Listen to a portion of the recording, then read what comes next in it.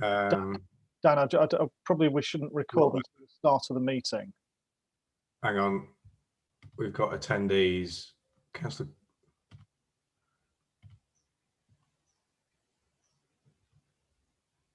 I don't think CPCA have enabled the practice session, so there's going to be public in the attendees section.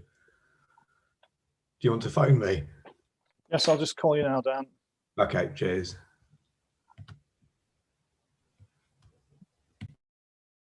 Morning. Morning, Councillor Seaton. How are you? I'm fine, thank you. Oh, sorry, just getting a phone call. That's all right.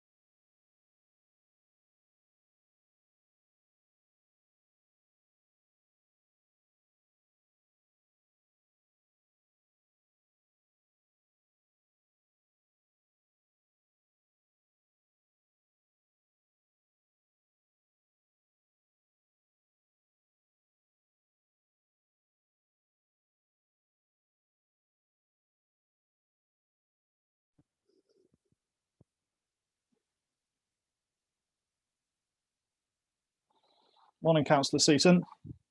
Good morning. How are you? I'm very well. Councillor Seaton, Councillor Schumann, you're going to hear me repeat this point. As you'll see, there's a technical issue, meaning that we're actually recording from now. It's not an issue for us, of course, because we don't mind being recorded. But of course, that may mean that we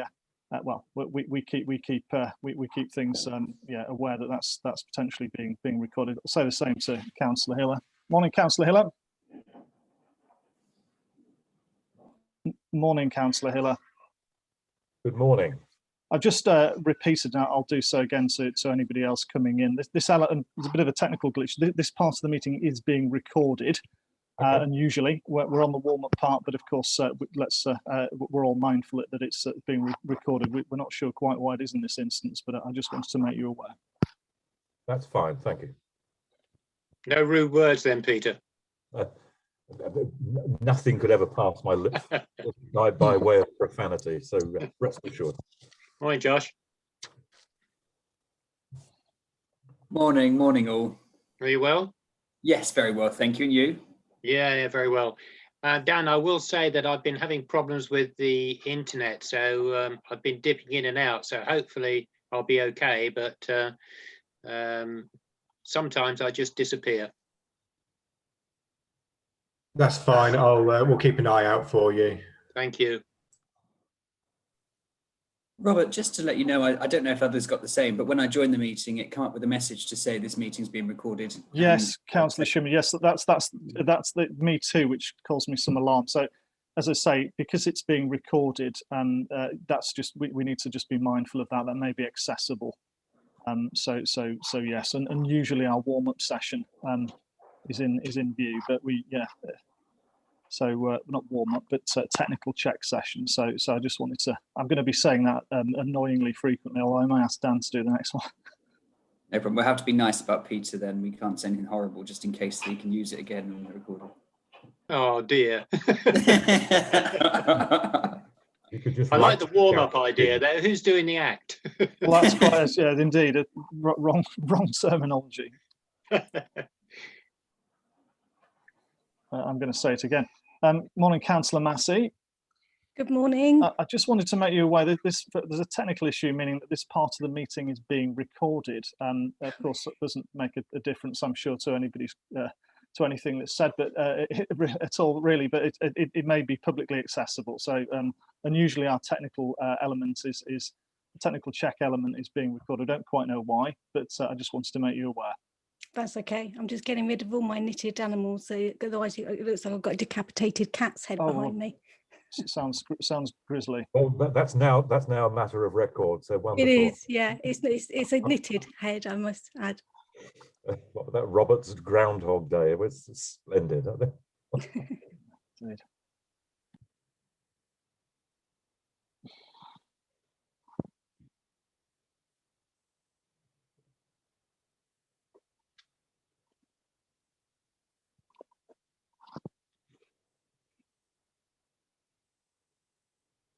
And again. Good morning, Councillor Niche. I just wanted to quickly make you aware, unusually our technical check session before 10 is being recorded. I'm not quite sure why, but we're just mindful that it could be accessible. That's all. Yeah, I just noticed that when I came in, I thought, yes. Oh, recording. Am I late? Oh my word, what have I done? Have I got my timing? No, you're not. We're not sure quite why it started recording, but never mind. It's a fresh permutation on the challenges of remote working. So.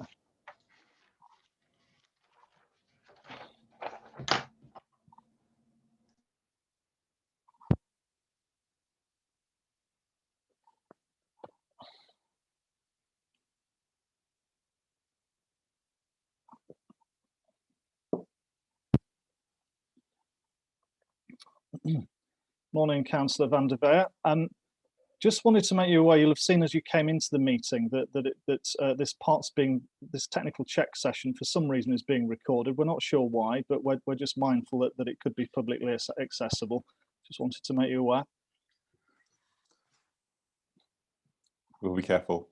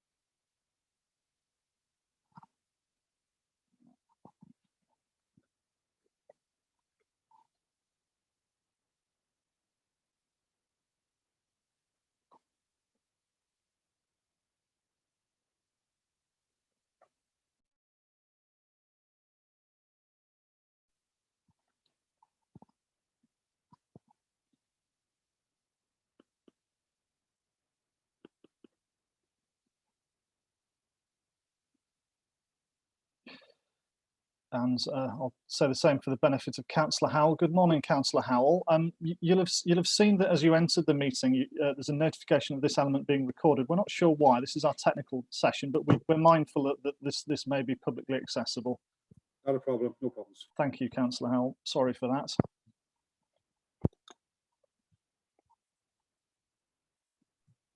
Josh, my haircut doesn't look so bad now.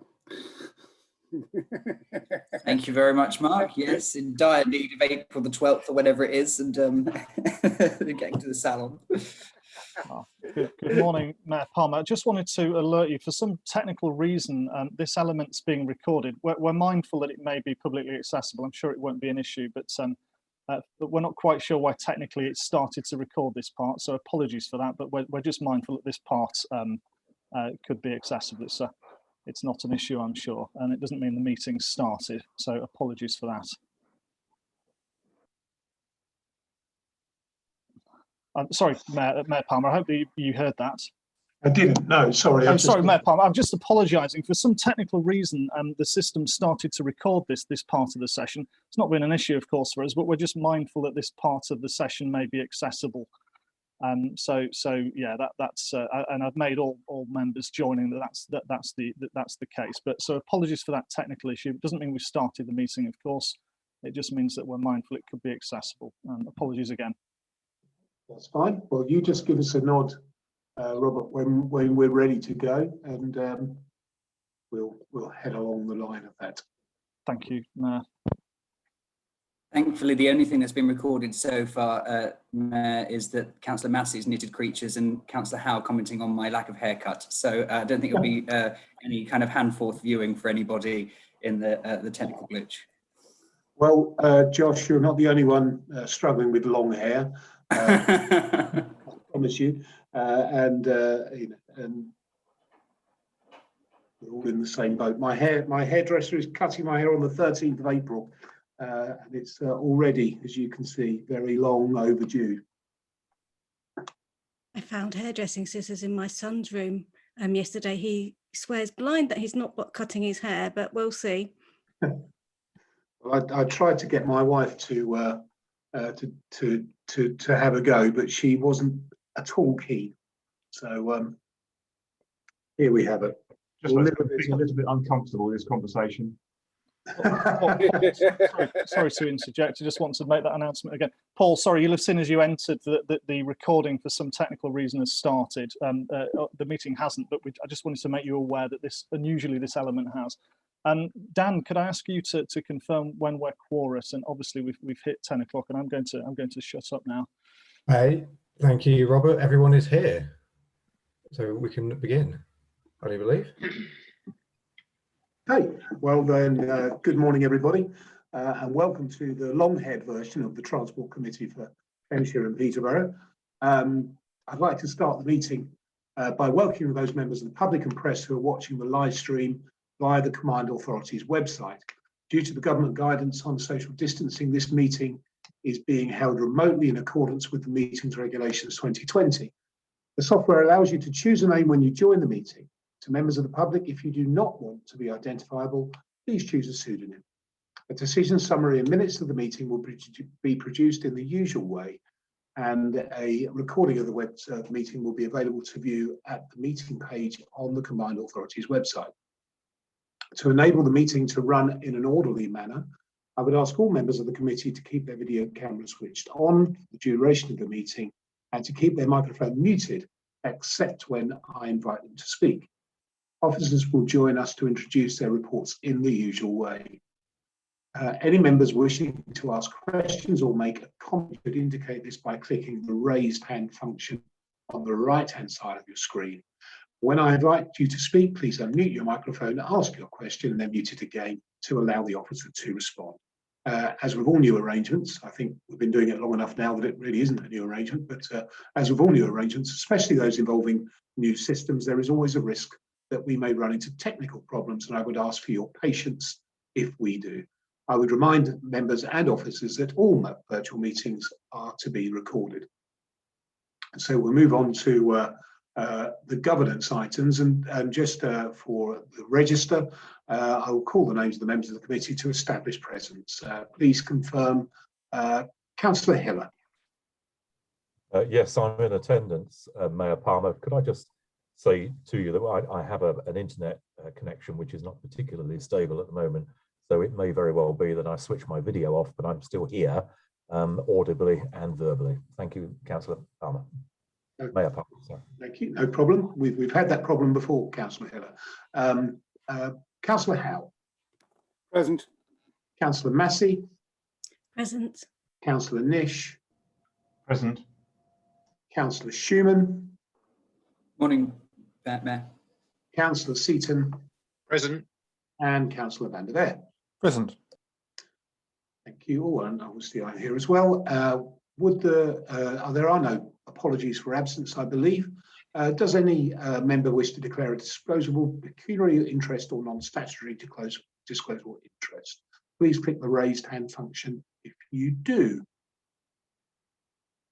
And there are nobody wishing to add interest.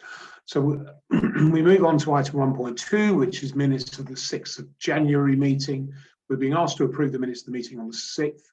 as a correct record. Can I ask any member who does not agree with the proposal to click the raised hand function on the right of the screen? So no comments on the minutes. So on that basis, members are happy. I assume nobody's waving at me frantically to say they are not happy to sign off the minutes. So we will carry the minutes are now carried, and I will sign a hard copy at a future date. We'll move on to the forward plan, which we're asked to note. Any comments on the forward plan?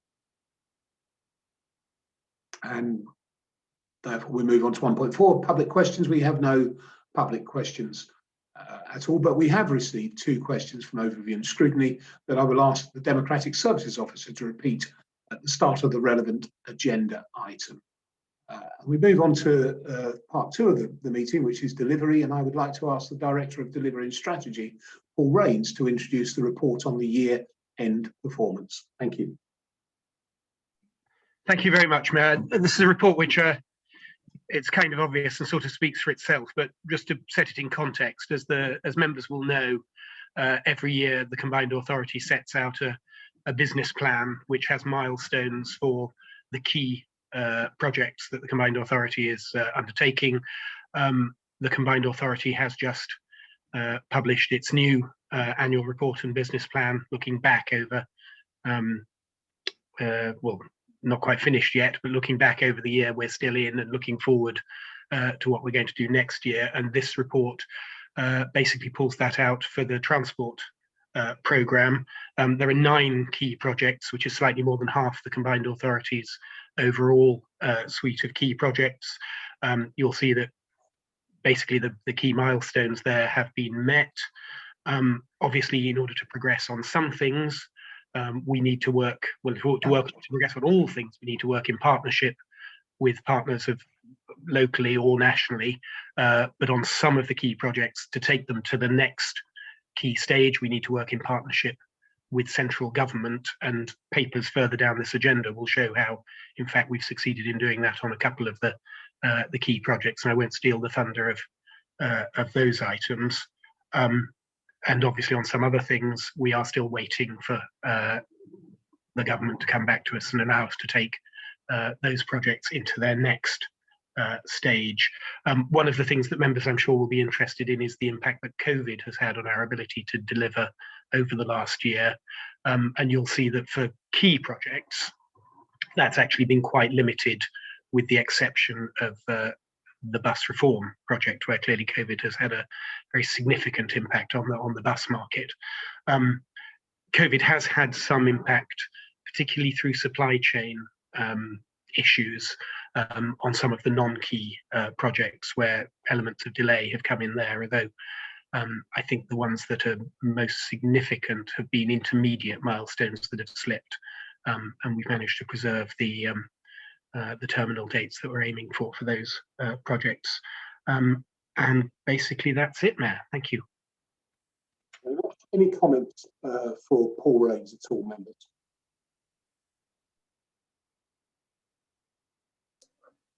Well, there we go. Everybody.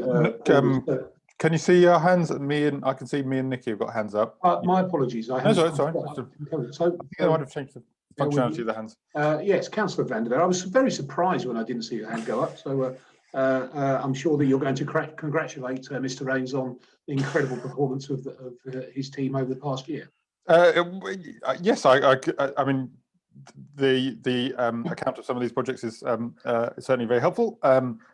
I was actually going to ask more about one that wasn't on there, which is the CAM, and I was sort of curious as to why CAM is not included in the year progress report on transport issues, and also bring up, which is really under the forward plan item, why there's not an update to the Transport Committee but to the board in a couple of weeks' time, whereas previously we've had CAM updates coming to us here.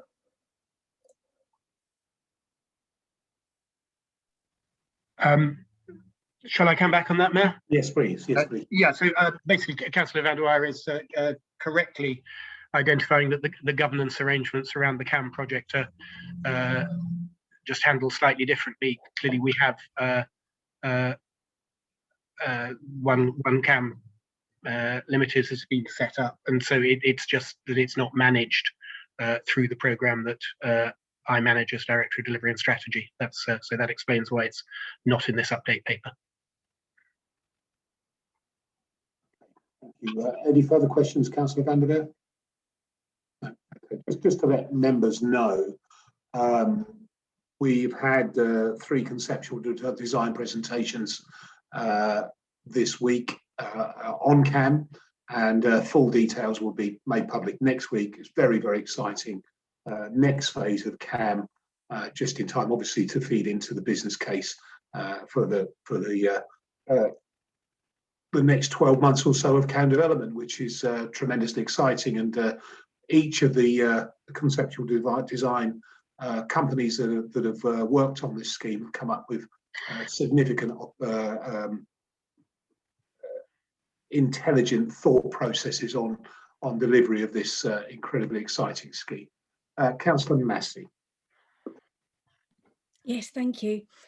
So want to quickly talk about the bus reform, and do we actually know when the national bus strategy is coming, because that's going to be quite key. As I understand it, we're being told the stay-at-home order changes at the end of this month, and that will impact on public transport somewhat. Obviously, we know that that public transport patronage is not going to go back to the way it was straight away. It's going to take some time, and in order to actually be able to create modal shift and to avoid the return of people going into cars and congestion, pollution, etc., the combined authority really are going to have to put things into action sooner rather than later. So my thought process on this question on that is, what is your real plan for this? And is there a real sense of urgency about this? We know that the social distancing, some measures will be disappearing in June, but in the meantime, we need to stop this return to the car. We need to be able to enable people to be able to get on public transport safely and also affordably. Second question was on the VOI and the e-scooters and e-bikes. My questions really is, does VOI currently have the monopoly on e-bikes in the Cambridge City and other cities? And what are your thoughts about using the same sort of model into other larger towns and indeed Peterborough? Okay, so I'll come back on that, and perhaps Mr. Raynes will come in with a bit of detail that I may miss. First of all, we've been working very closely, as you're fully aware, Councillor Massey, we have mentioned this before, with government and Baroness Veer. I actually had a meeting this week again where Baroness Veer was present. Clearly, our ability to deliver the bus solution pre-COVID and the ability for what we want to deliver post-COVID are 2 different things altogether. The bus system in the UK is only alive now because of government support. We would not have that, but that gives us a massive opportunity in Cambridgeshire, and we're working closely with government to make sure that we can deliver what we want, which is a franchise system for Cambridgeshire and Peterborough. And clearly, we've announced new bus routes, as you're fully aware, and trials of demand-responsive bus services in Huntingdonshire too. So we're determined to make sure that the best options are there for people to get out of the car post lockdown. And you will have noticed as well the doubling of capacity between Kings Lynn and Cambridge on the railway, which again we think will offer significantly more opportunity to people who want to use public transport. So we're planning ahead, and we're doing everything we can to make sure that those opportunities are there for people to use public transport over and above. When it comes to VOI, the VOI situation at the moment is a trial. But you know, hey, Nicky, I'm a capitalist. I love competition, and I would hope that that given the success so far of what VOI are doing in Cambridge, and I will remind you that they are in Peterborough too with e-bikes now, and they've already expanded their e-bike numbers because of the success even in this lockdown period. So, but it was a trial. It was important that we put through a trial in safe conditions. That trial still has some time to come, but I think what we've shown so far with scooters and bikes, the numbers of journeys that have been taken, I think that we've got something that is already very successful, and the ambition is already there. Nicky, we've already stated that we will be taking e-scooters to every town with a railway station. So that's St Neots, Huntington, March, those major, the larger towns with railway stations will be taking the scooters and bikes option to those as well. So I think it's early days, of course, but on the whole, I'm very, very pleased with what Voy have been doing. But competition is always welcome. Do you want to come back on that? Yeah, can I just quickly come back on some things that you said? You did mention some of the increases onto the railway, which, yes, you could be seen as a positive, but we need to also note that the increase in the railway tickets has meant that it's actually priced some people out and off of the railway. And so that is a concern that we need to note when we're looking at the combined authority's response to public transport and the bus services, that going forward, the affordability, as we've already said in this forum, really is quite key here. You know, people need to have that affordable choice. Yeah, I think that's entirely valid, but we have to work within our pay grade, and national rail prices are a government decision or national decision. They're not something that the combined authority have any control over, the franchise prices. So we do what we can to lobby and get better services, but cost of journeys is something that isn't under the control of the combined authority. Councillor Howe. Thank you very much indeed. I just want to make a comment upon 3.7 King's Dyke. Myself and Councillor Ian Bates had the good fortune to go up and visit the site. And it's just that it's a very small paragraph, and it's a small photograph next to it, but that doesn't betray the huge amount of work and the absolute excellence that's going on up there at the moment. And I just want to say to anybody, if you do have the chance to go up there, please do, because it is quite impressive. And since all the contractors and everybody working up there is Welsh, I'm happy to go up and translate for anybody who has any problems. Thank you. Well, I'm very glad you brought that up, Councillor Howe, because I was there just last week. I've actually tweeted about it this morning and had fantastic replies, most notably from the guy who looks after the crossing, the gate crossings at Network Rail, who, as you can understand, cannot wait for King's Dyke to be open to allow him a bit of a breather from all the hard work he puts in. But it's a huge success story, I think, that the County Council have delivered with the combined authority funding. We know how long it's been discussed, and it's a major piece of work, as you're fully aware, having been, and it's tremendously exciting. So I commend yourself and Councillor Bates and the work that the County Council have done to get this site up and running. And I think the most important thing here, of course, is the benefit to Whittlesea itself and the people who use that road on a regular basis. So I'm really pleased that you mentioned that. Councillor Van der Veer, you're back in the game. Yeah, yes. You in response to what I said previously, you did say a little bit about CAM and the design competition has been happening. Do I take it that there will be some visibility on the timetable for the business case also released in the next week or so when the business case is starting up? Between there's the program business case, the delivery strategy, and the outline business case, and I think there's not been anything really clear about the timings and interactions of those different processes.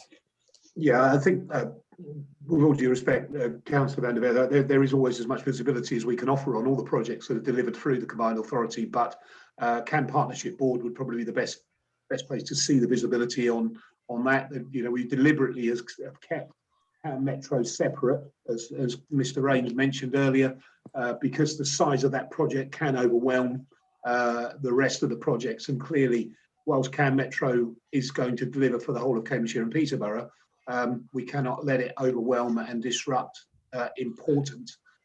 massively important projects such as King's Dyke Railway Station, A141, the other Wisbech Access Rail, March Access, all the other many projects that we're delivering. So I think that let's concentrate on CAM Metro and Partnership, and here let's give every other important project across the county the airing it deserves. Okay, so I mean, you mentioned that there would be some information released on the relation to this design competition, and I wondered, I mean, so therefore that's you're aware of that. I was wondering if you're aware of any other aspects of the information. Yeah, no, I appreciate the question, Councillor van der Veer, and there will be the access necessary that you request through the CAM Partnership Board. Okay, any further comments?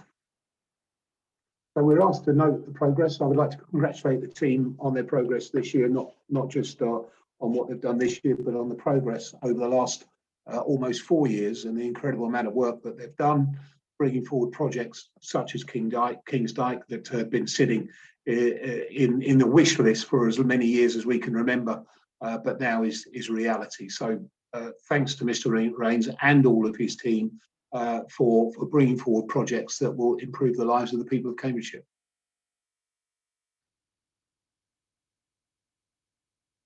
I am asked, can I just check with Mr. Parkin? It does say that we're to note it, but we should move to the vote. Is that right? Do we need to make a vote? If there's, yes, apologies for that. If there's general consensus that it's noted, I don't think you would need the formality of a vote on that.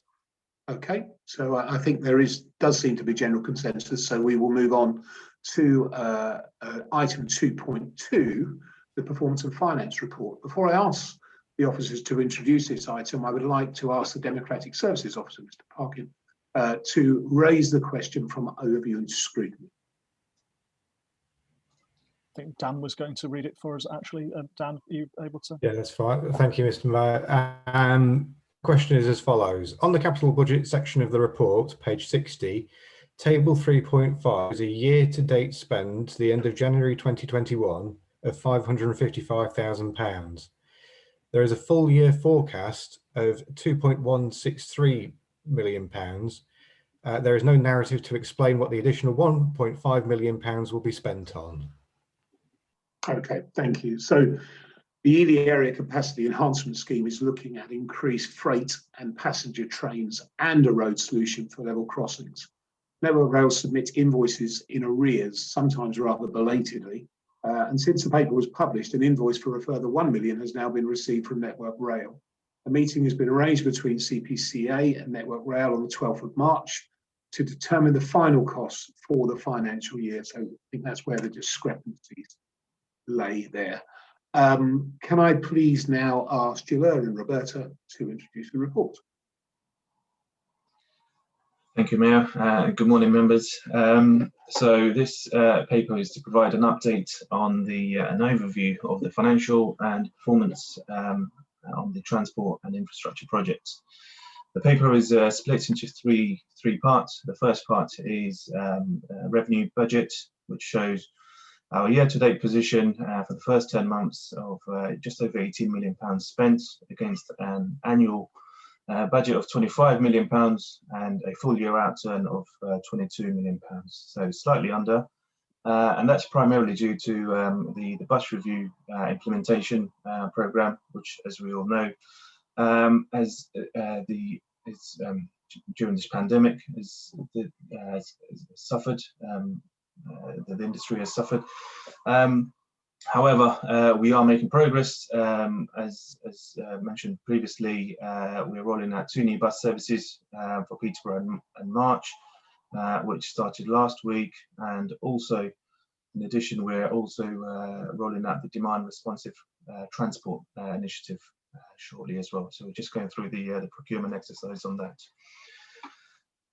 In addition, you'll notice that the CAM programme is showing a saving this month, and that's because we've been working closely with our delivery partners to streamline the delivery strategy work and drive down costs as much as possible.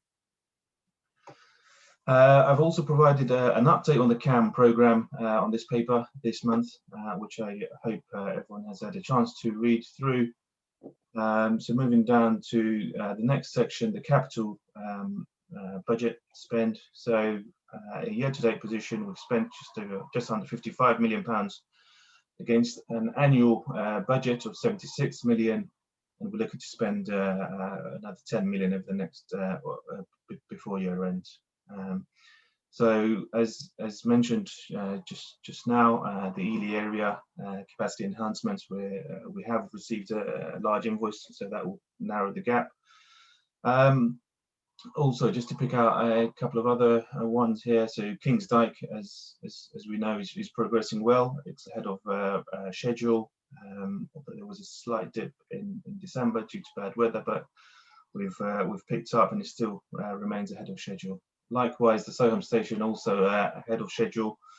And you'll notice the savings, for example, on Soham station, where we're driving down costs, working with closely with Network Rail to identify efficiencies. That being said, we will ask the board to carry forward the underspends into the next financial year, as we are committed to Network Rail. So should they need it, we'll keep that ring fenced for next year. The CAM innovation company here. So this week we did sign the agreement with OneCam, the shareholders agreement. So we will shortly transfer the equity investment into the company. And just on the Wisbech axis, also you'll notice a reduction against the budget. As we know, there's some delays on the Wisbech axis on construction due to land issues and diversion of high voltage transmission, and also delays caused by COVID regulations on that one. And finally, on the performance reporting, as always, there is on the attached, the Appendix 1, the transport performance dashboard, which provides the latest statuses of each project as it stands. On the key projects, there are no reds, 3 ambers, and the remainder are greens. And of the non-key projects, only 1 red, and that's Wisbech axis, due to the unresolved risks mentioned above. The red rating has been agreed with CCC senior officers. So happy to take any questions. Thank you. Questions for the officers, please. Councillor van der Veer. So I've already got another CAM question and then a broader question.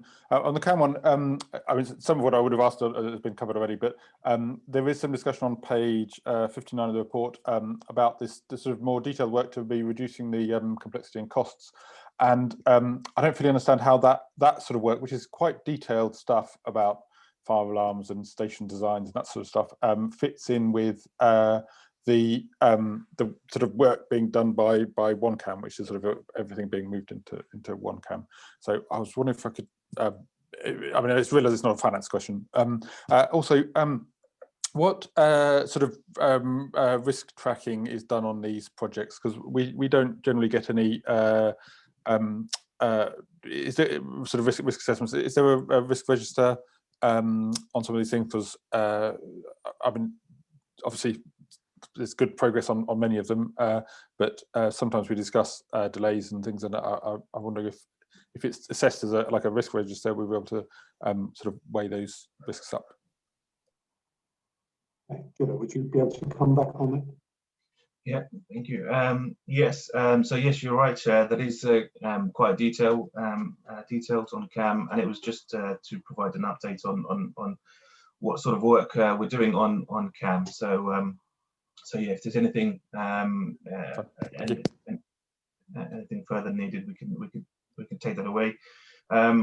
Yes, and we do have a risk register where we track all projects and performance and any issues, especially from the finance side. So that's also there to track performance. Thank you. Thank you. So there are no further questions, and you have been asked to note the March budget performance monitoring update. Unless anybody waves at me frantically, I will say that has been noted and it's accepted unanimously by the members.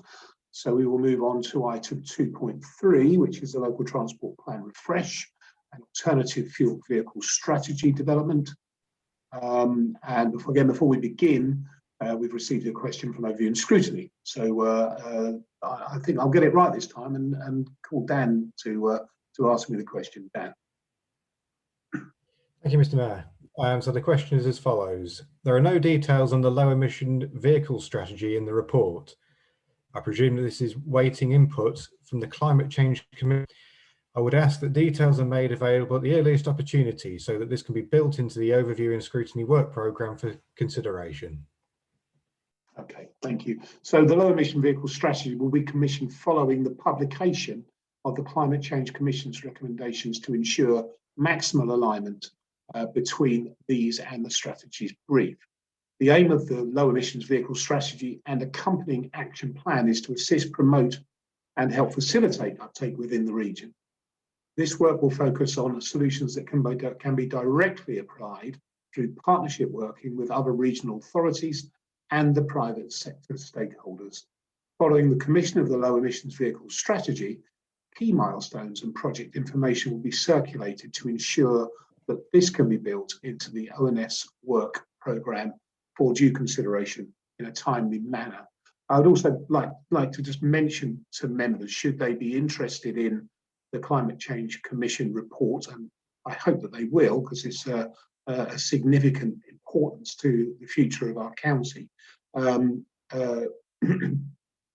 Baroness Bell will be presenting the report on the 15th of March, and you can register, I think today by midday, to attend that or to speak at that meeting. So it's something I think will be well worthwhile for members of the public and others to engage in. Could I ask, please, Tim Bellamy to introduce the report? Morning, Mayor, morning, members. So the purpose of this report is to invite members to approve a refresh of the local transport plan during the financial years 2021-22. And in addition, this report also invites members to agree the authority should develop a strategy for alternative fuel low emission vehicles. In January 2020, the Combined Authority Board agreed the adoption of the local transport plan. And in the paper presented to the board and previously to the Transport Committee, it said that the LTP will need to be updated and revised to reflect the changing environment. Since the publication of the LTP, a number of significant changes to the context of the region's transport network and overarching strategy has taken place.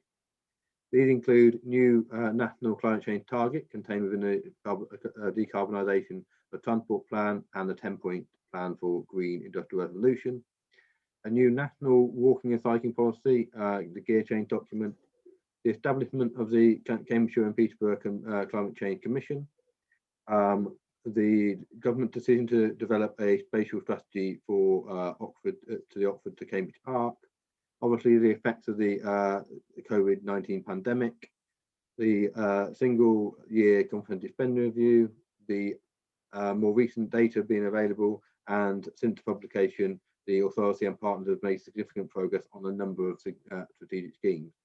So therefore, one of the recommendations is for the committee to agree to a refresh of the LTP during the next financial year.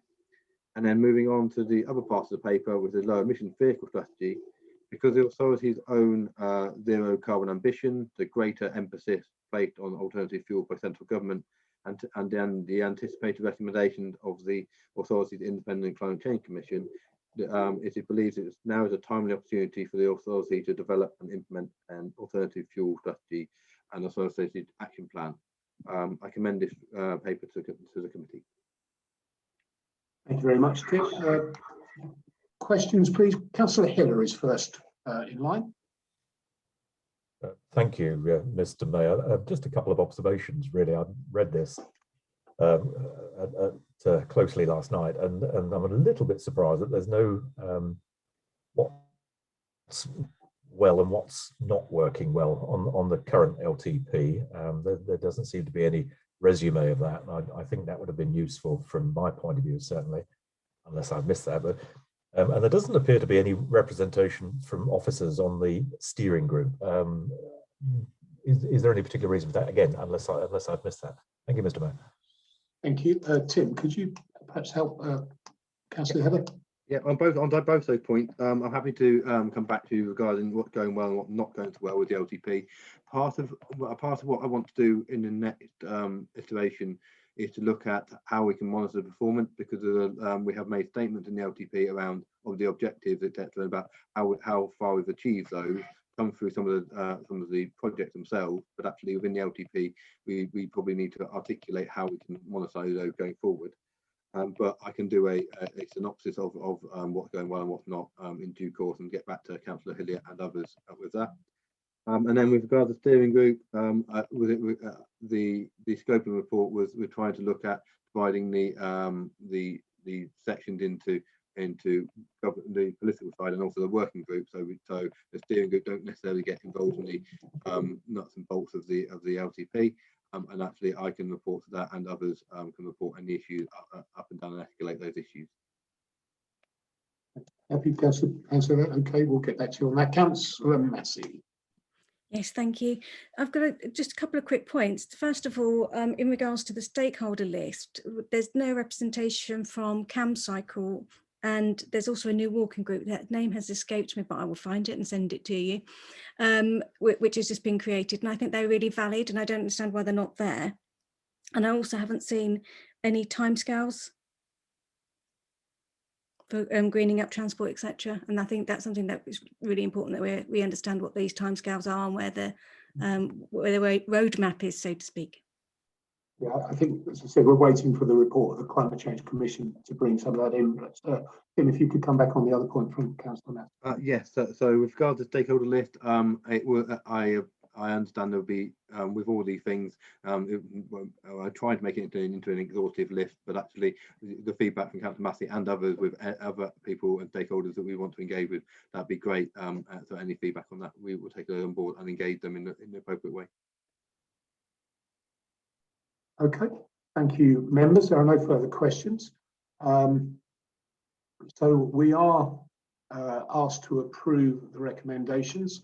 I'm quite happy to propose from the chair. Do I have a seconder, please? Councillor Hiller and Councillor Seaton are fighting out between them. I'll let the Democratic Services officers decide which one gets the honour. So I don't think there was anybody who was overtly opposed. So unless anybody weighs up the now, we will say again that this is a unanimous vote from the members, and we'll move on to item 2.4, which is the March Area Transport Strategy. And Mehmet is going to take the lead on this. Mehmet. Thank you, Mayor Palmer. Morning, members. As you see in front of you this morning, this is a paper with regards to the March Area Transport Strategy. It's an update on the Quick Wins programme, which was brought to committee last year in terms of some of the schemes that came out from the March Area Transport Strategy, but also a recommendation to request from the board for additional monies, £60,000 for additional work to be done around walking and cycling interventions, which did actually come out from the Quick Wins list last year. So it's essentially another list of improvement schemes, programme of works in March and the area. So just a bit of background. This has obviously been going on for a few years, since March 2018, since it was a project that was incepted. There's obviously a lot of work and a lot of growth in the area around March and beyond in the Fens. And some of the work that we're doing as part of the March Area Transport Strategy is to, I guess, inform some of that growth, expected growth. Some of the quick wins, as it's called, improvement works, as I indicated earlier, that we discussed last year. As you can see from the table, much of those have either been completed or are just about to start. There's one of the quick wins which will be starting next week, as I understand it. which is great news, which is Quick Win 1A. But a lot of the other ones have either gone to a short engagement exercise, going through our, internal sort of governance, talking to members within the steering group. There was a feeling with some of the quick wins that there should have, we should look at talking to some of the public just to get some view from them on the options that were being considered. Those have been done, and the team are currently working to review some of those comments. And then the final programme of those quick wins will be finalised. So I guess in terms of the next steps, and the request is very much around the request around the £60,000 to develop a strategy around the walking and cycling initiatives that did come out from the original Quick Win study. There's a lot of guidance out there at the moment, and there's obviously a real push around the encouragement for walking and cycling, and some of that money is going to be used to develop that programme and that strategy of delivery for the March area. So that essentially is our recommendation for this for this project, Mayor. Thank you, Mehmet. And it's something that I'm sure Councillor Seaton would like to discuss as the fellow members. So, Councillor Seaton. Yes, thank you, Mayor. I mean, first of all, I fully support this paper. I think the amount of work that the CPCA have helped with in the March area is very welcome, and the people of March particularly are very welcome of of what is happening in their town. And it is a growing town. It is very important, especially on the walking and cycling strategy. And really, it all fits in with what we're doing with the stations as well, with March Station. So, I'm fully supportive of this, and I'd be happy to propose this paper. Thank you. Thank you very much. Any other comments, please? No. So it's Councillor Seaton has proposed. Do I have a seconder, please? Councillor Nish. Again, as nobody spoke against, I will take it that that's a unanimous vote from the committee. I would like to personally welcome this work and the other works that are going on, the town centre improvement work as well. And as you mentioned, Councillor Seaton, the improvements to the railway station at March. There are 23,000 people living in March, and it's also a satellite destination for towns and for villages in the area. It's of a significant importance to the economy and to the area, and investment into the town is long overdue. So I'm very, very pleased to see that the Combined Authority has enabled these works to carry on, and I'm delighted to hear your comments, Councillor Seaton. We move on to item 2.5, the strategic outline business case for St Ives. Mehmet again, please. Thank you, Mayor. Hello, members again. This paper is around the St Ives strategic outline business case work and the recommendation to start work on those. It's dependent on the recommendation B, which is the reallocation of the revenue budget that we had from the A141 towards St Ives. St Ives can, in terms of a project as a whole, can actually make a way forward. Just a bit of background in terms of, I guess, where we've got to with St Ives. A paper was taken in August last year. Some work was done collaboratively with the County Council and Huntingdonshire District Council on St Ives and the A141.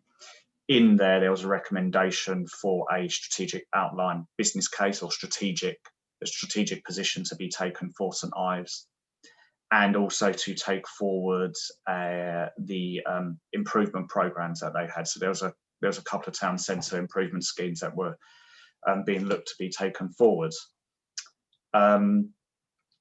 I guess the drive now for St Ives is to look at making a start for St Ives, and to understand what the actual main pressures and issues are. Obviously, the region as a whole around there's a lot of growth around employment and housing, and obviously the infrastructure will need to try and emulate that growth, and some of the work around the strategic outline business case will establish that.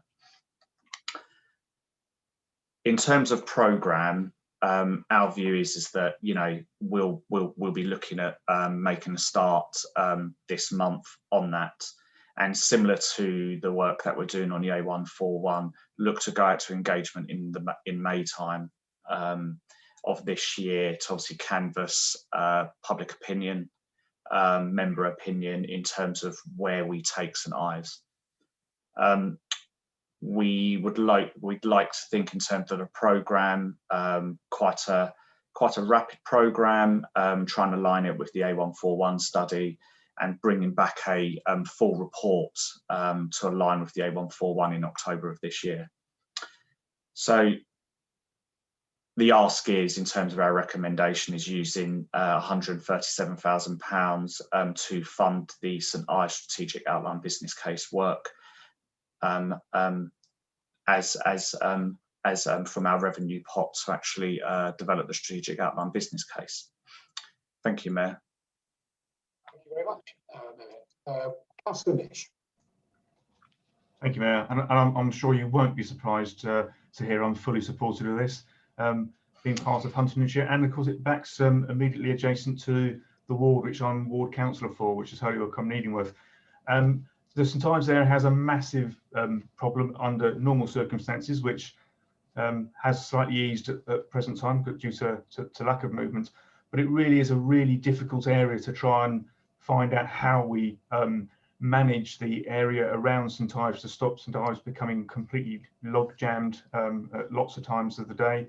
And it really does link in very strongly with the 141, which is in this paper. The two are inextricably linked. And it's a conduit for a lot of transport coming down, and will help improve, you know, give us other areas for growth around. Yes, it's Huntingdon, but the impact comes around to St Ives and will help St Ives as well. So again, I really do value this work, and I am really pleased to see that it's coming on board with the 141 and the speed of which we hope it will move forward. So thank you. I fully endorse it and propose the recommendation. Thank you, Councillor Nish. Any further comments, please? No. So do I have a seconder? Councillor Seaton. Again, nobody has spoken against, so we'll take it that that's unanimous vote, and rightfully so, because like March, St Ives is a significantly sized town, or 17,000 people living in St Ives, who understand fully the problems that are facing them with transport and congestion. And as Councillor Nish says, the A41 proposals will ease the issues, certainly, but we need to work out the best way of solving those issues that affect St Ives as well. So I thank the members for their unanimous vote. We move on to item 2.6. We move up to Fengate and Peterborough, and I ask Anna Graham to introduce the report. Anna, unfortunately, you've done something that none of us have ever done, and you've left your mute button up. There we go. Sorry about that. Thank you.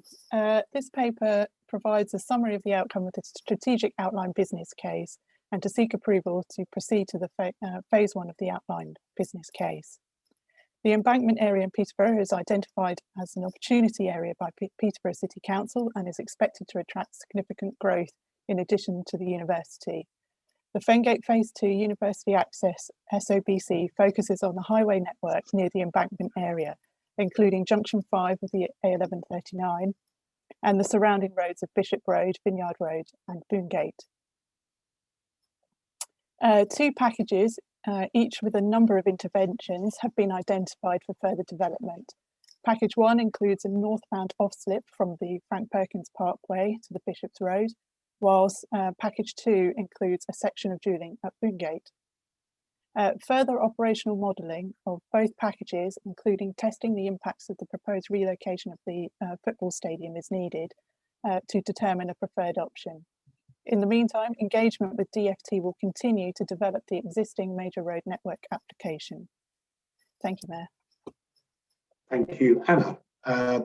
Members, any comments, please? Councillor van der Veer. Right, yes, sorry, I wonder if Peter wanted to speak first, but I will go first. Thank you very much. I'm going to speak mainly about the SABC. The cover, starting off with the cover, which I mentioned last time, is the same cover was used on the Norwood A16 report. And it just strikes me as completely bizarre to have a cover that is a tangle of dual carriageways. It gives completely the wrong impression, which does actually then lead on to the overall impression of the scheme that we're looking at, and the way it's framed with the ABC is essentially this is a road scheme that slightly improves the situation for cars coming and going in this area. Active travel is sort of considered separately. It's sort of mentioned a bit and then said, well, it's being dealt with separately. And clearly, for some sort of concentrated development like it's going to be happening in the embankment area, there's a clear need for an overall transport plan that considers equally all the different options and has a clear weighting towards trying to achieve some modal shift through the changes and implicitly through the investment that the combined authority is making. And I do not get the impression that that's being considered at all. The schemes themselves are just road schemes, so not considering how they could be improve things for especially for walking and cycling public transport as well. I mean, in this area, the cycling facilities are mainly shared use paths, which are pretty poor as part of a network. Obviously, there's a new bridge, but again, it's just a bit, not part of a network. Further point in this, there is only the very briefest of mentions of climate change. It's sort of just saying it will have to be considered later down the line. I mean, I don't understand why we aren't properly assessing the climate change impacts of this and how the contribution towards moving towards zero carbon cannot be maximised right from the very start of schemes like this. It just feels like an afterthought, which is very disappointing. Thank you. Okay, thank you very much, Councillor van der Veer. Councillor Hiller. Yes, thank you, Mr. Mayor. I am completely supportive of this. I think it's with the development of the university in Peterborough, access, I think, to the university is always going to be an issue. And these proposals, I think, will alleviate and certainly give us a very good indication of what is good and what is working and what perhaps potentially won't be working. It is critical. Bishop's Road, you'll be aware, Mr. Mayor, I know that you've been here many times, is a bottleneck at the best of times with the university opening its doors. It can only get worse and be used in from a traffic point of view much heavier. So I think this potential access from the Frank Perkins Parkway has to be looked at. It is going to be looked at, I hope, which is very good news. I would also just make a slight note about the stadium. Much has been spoken about this stadium proposal on the embankment. I would stress to members and anybody else looking at this meeting online that it is not a formal proposal at this stage. Thank you, Mr. Mayor. Thank you, Councillor Hiller. Councillor Howell. Thank you, Mr. Mayor. I think this is excellent. I think this is all good here, especially the dualling of the Boone gate in the second stage. I think that's excellent as well. I have a concern, and I just want to state my concern. I'm always concerned when we put traffic lights on a roundabout, which has the potential for the cars to back onto an A road then, only because I've seen situations arise in places. So I just think that we should be aware that the traffic lights there backing up onto those slip roads could mean in the future we'd have to extend the slip roads or revisit this particular junction. But that's something for the future. But that's a concern, but altogether, I think this is very, very good, and it should be a great benefit to Peterborough. Excellent. Thank you. Councillor Schumann. Thank you, Mayor. And just to say, I equally support this scheme. And although I'm here as the representative from East Cambridgeshire, my role at Cambridgeshire County Council, I champion the Environment Committee. And so it's something that's incredibly dear to me. However, I certainly wouldn't envisage this project or other projects, planning to have a cycle path down the middle of the M11. We have to think of this as a strategic transport network. And actually anything that improves a transport network where we know there's existing problems is still a benefit to the environment and incredibly important that we should focus on them. And instead what we do is, as I'm sure I've seen certainly in the combined authorities strategic plans, we look at linked journeys, we look at ways to make sure that those important infrastructure improvements are there so that people can then use alternative modes at the end of those linked routes. So I fully endorse this and think it's an absolutely essential piece of work. Thank you. Thank you, Councillor Schumann. Councillor Hill has come back.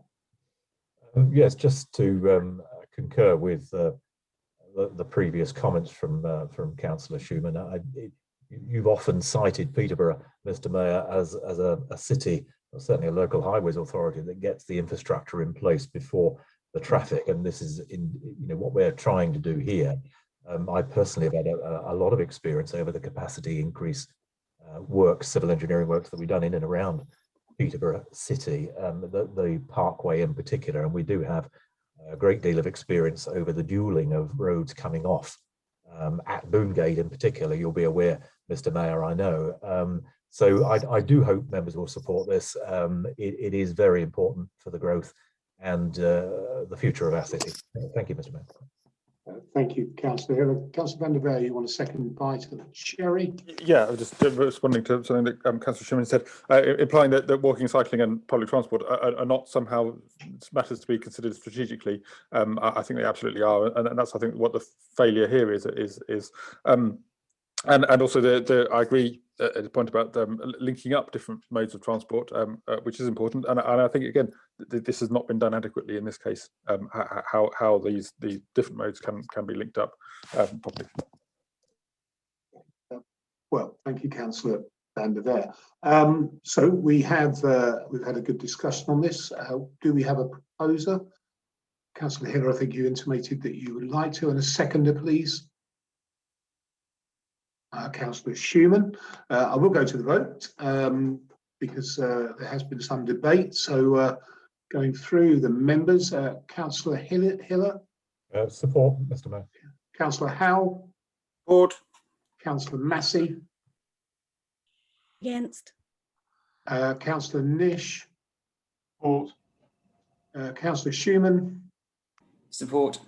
Councillor Seaton. Support. And Councillor van der Veer. Against. Okay, thank you very much. So that is a majority vote in favour of the recommendations, and I thank members for the debate. What I would say is clearly there's a lot going on in Peterborough at the moment. It's a very, very exciting phase for the city, and of course most people who are going to cope, who would not be going by road, would not approach the university from the direction where these roadworks are coming. So I think that we've got the redevelopment of the station quarter to look at, and I think it's absolutely clear to me that part of that redevelopment would include cycle and walking improvement routes to the university. As we know, it's only about 15 minutes away by foot. So there are more opportunities here, and I think, as I said, this is one of the most exciting times in the history of Peterborough as a city. The university is already showing a positive effect, engaging with Oatly, who are moving to the city to make vegan milk, which is very exciting. We move on to item 2.7, which is the A47 dualling project of significant importance to the area. Anna, you're going to be in the chair again. Thank you. This paper provides an update to the committee on the outcome of discussions with Highways England on the A47 dualling project. Since the A47 dualling project update of the 4th of November, the Mayor and the Minister for Transport, Baroness Veer, met in January to discuss the A47 and future activities. So far, the combined authority has promoted this scheme on its own responsibility. The combined authority's objective has been to secure agreement with government that this project would be taken forward in partnership with Highways England and recognised as a priority for development. The meeting confirmed that Highways England would undertake the strategic assessment of the A47 between the A16 and the Waltham Highway east of Wisbech, working in partnership with the combined authority. So an important combined authority objective has therefore been achieved. Highways England has now confirmed that it will fund the work, and this shows significant commitment to the development of the project. A Highways England project manager has been appointed and work started in last month in February. Continued engagement with Highways England will take place through monthly project boards, and the first one took place on Monday and focused on setting up the terms of reference and capturing any known growth in the area, as well as infrastructure projects along that section of the A47. Thank you. Thank you very much indeed, Anna. Councillor Seaton. Thank you, Mr. Mayor. I mean, I am extremely supportive of this paper. As you know, it is one of my hobby horses, the A47. And whilst it is extremely important for Fenland, it is also very important for the whole of Cambridgeshire and the combined authority, because it is the routeway right through from the Midlands to the East Coast. It is desperately needed. I think there is no argument that the present A47 from Peterborough through to Wisbech and beyond is an appalling A road in terms of both congestion and unfortunately accidents. So I think it's extremely encouraging that Highways England are showing considerable interest in going forward with this. And I would like to also thank you, Mr. Mayor, and the officers for continual lobbying that you've done, with government to get this moving along. So I will be proposing and supporting this paper. Thank you. Thank you very much, Councillor Seaton. Councillor Nish. I just want to reiterate the comments from Councillor Seaton. Really, I mean, having worked myself from Wisbech and Peterborough in a previous life in the fire service, knowing too well how dangerous this road is, but also how strategically important this is for the rest of the region, not just coming through. You know, massive amounts of traffic come through there, and it really is important. And it's taken a long while. I mean, that stretch along past the river there is notoriously dangerous and such a horrendous bottleneck. So I really do approve of this scheme and the support that to try and push it along and get it up and built. Thank you, Mr. Mayor. Thank you, Councillor Nish. Councillor Hiller. Yes, just in support of Councillor Seaton's and Councillor Nish's commentary on the A47 dualling, and I think in particular, Mr. Mayor, your own efforts that have supported this scheme, this project, this huge project, and to make it happen. Thank you, Mr. Mayor. Thank you. So there are no further comments. Do I have a proposer, please? Councillor Seaton, and a seconder, please. Councillor Hiller. I don't think we're going to need to go to the vote because nobody's spoken against. Everybody seems to be in favour, and I'm in agreement with the members. This is of significant importance. It's not just a route that is dangerous, as mentioned by Councillor Nish, and is long overdue an upgrade. It is something that is a gateway to the east. And again, yesterday I was on a call with Baroness Fear, and she mentioned the A47 several times as a route that needs to be we need a solution to. And I think the other thing that's so important about the A47 and why our proposals, I think, have added merit is that the current A47 needs to have around £300 million spent on it to upgrade the flood defences. It seems to me eminently sensible that we would use that money as part of an upgraded new road and create within that the wetland areas that were suggested to enhance the environment in the area, and of course the ability, if we were to do that, to control the river levels in Wisbech and March and further enhance tourism opportunities on the rivers that really aren't there at the moment. So there's a lot about this A47 work that we're doing, and for Highways England to say, yes, we agree, let's work together on the inside, I think it's a great leap forward. So I will not rest until we get the okay for this and get the funding in place to deliver it, and I'm sure that the members would be happy to see that. We move on to item 2.8, which is another project for the north of the county of significant importance. And again, Anna's going to talk to us about Wisbech Rail.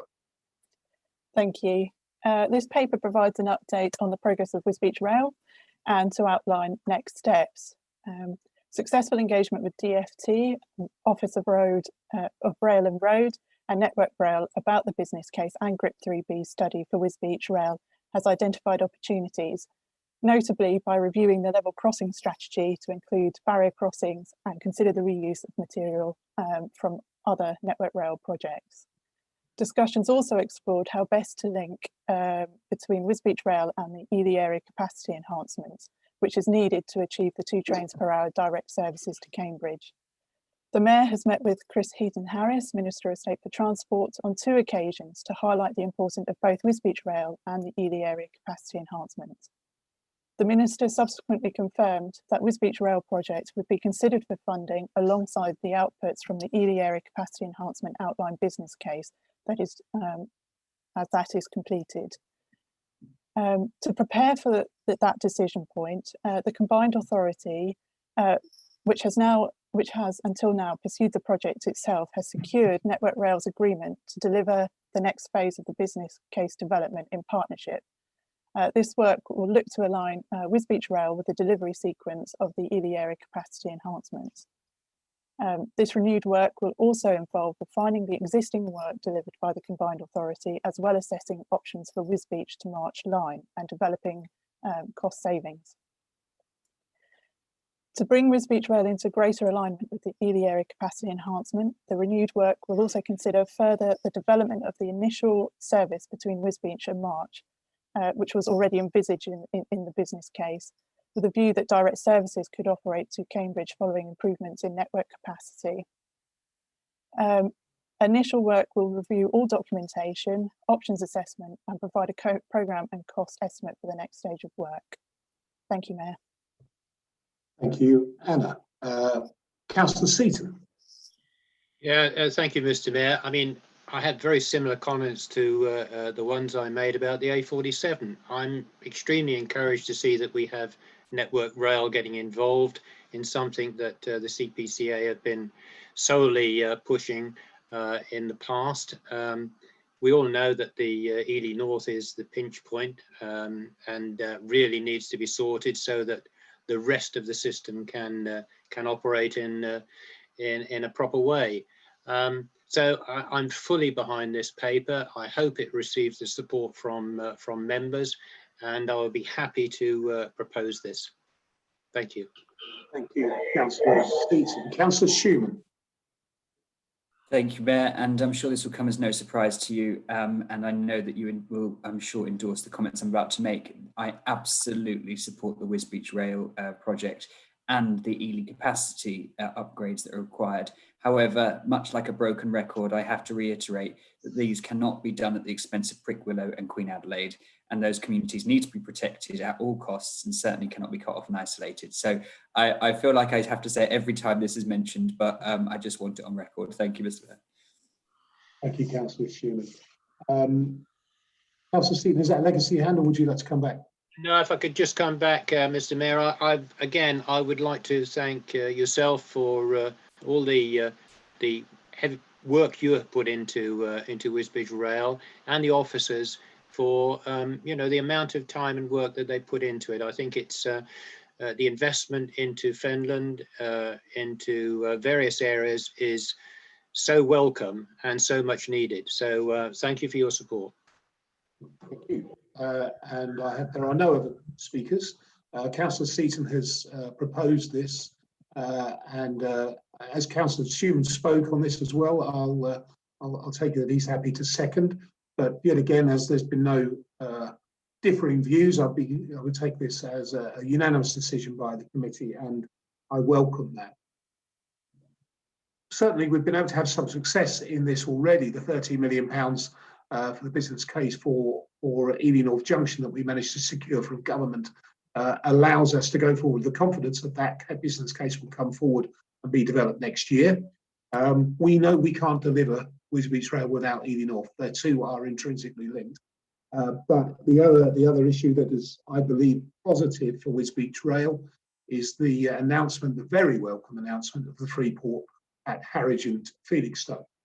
Important because the railway line between Felixstowe and Nuneaton is the main route across the fens.